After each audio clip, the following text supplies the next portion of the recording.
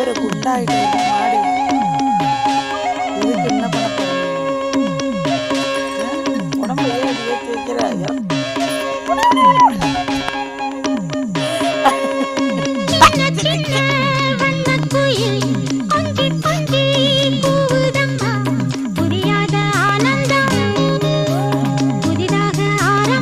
டேய்